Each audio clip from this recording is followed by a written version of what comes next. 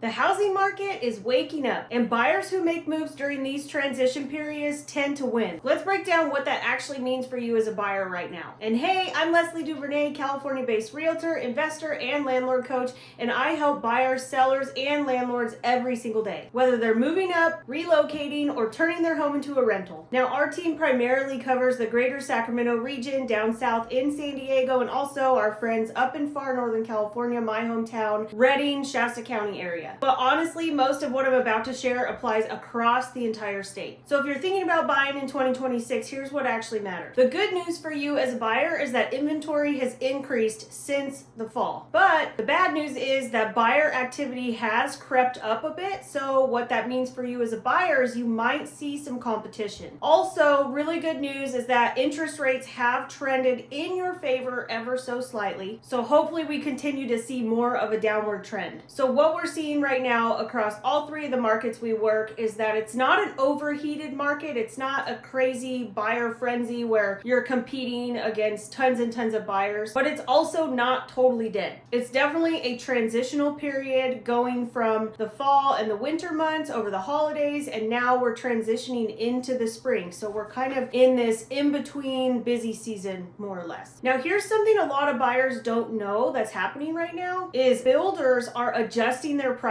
significantly faster than a normal seller would. I can't tell you how many emails I've been getting with what's called a red tag event where builders are slashing prices much more aggressively. When you pair that up with the rate buy downs or even just overall discounted interest rates, closing cost credits, and other incentives that builders can offer, some buyers are getting into homes with lower down payments, lower monthly payments. They're also getting a brand new home with all the warranties that go with that, and you're buying at a really good time where you're not at the peak, so you have more opportunity for long-term appreciation. Now, we work with buyers every single week who are locking in new homes at numbers that would have been totally impossible a year ago. When you compare that to a traditional seller, they are adjusting to the market much more slowly. We're seeing a lot of sellers go active on the market for a certain amount of time, maybe do a small price reduction, then pull the property off, then wait, then put the property back on and try that same higher price. And I know you educated buyers, especially the ones who work with us, know what's going on and the tactic they're trying to use that doesn't actually work. So builders are moving their inventory. Meanwhile, we have a lot of stubborn traditional sellers on the other side. That's the big difference in 2026. Now, when it comes to interest rates, owner-occupied interest rates have softened slightly, but the investor non-owner occupied market has not really moved at all. So if you're buying a owner-occupied primary residence or even a multifamily that's owner-occupied, like a 2 to 4 unit, you're still in a good strategic window where there's less of a buying frenzy happening right now. You have more negotiating power and the rates have improved. This is an ideal time for a house hacker to be buying in the market. Now, if you're investing, the deal really has to pencil. And the loans that are winning right now are DSCR loans, but only when your cash flow supports the ratios so you can get into that loan. If you're buying for an investment, the math always matters. The buyers who are winning right now are getting fully underwritten pre-approvals with their lender. They're tracking the inventory, probably looking for stale listings, which is basically a listing that's been sitting on the market for a long period of time, and trying to get a discounted price on that property. Maybe going the new construction route and looking at what's actually completed in the builder inventory world, in the new construction world, because where you get the deals are the homes that are already built because they need to move that inventory that's vacant. And of course, writing strong, clean offers. Now, if we continue to see rates go downward further, and hopefully they will at some point, the competition is going to increase. So jump into the market before these major headlines change and buyers all of a sudden start flooding back to the market and creating a frenzy. So far in 2026, it's not a frenzy market at all. It's really just a strategy market. And if you're thinking about buying this year, especially if you're open to new construction, build out your plan now and jump into the market now before the competition heats up.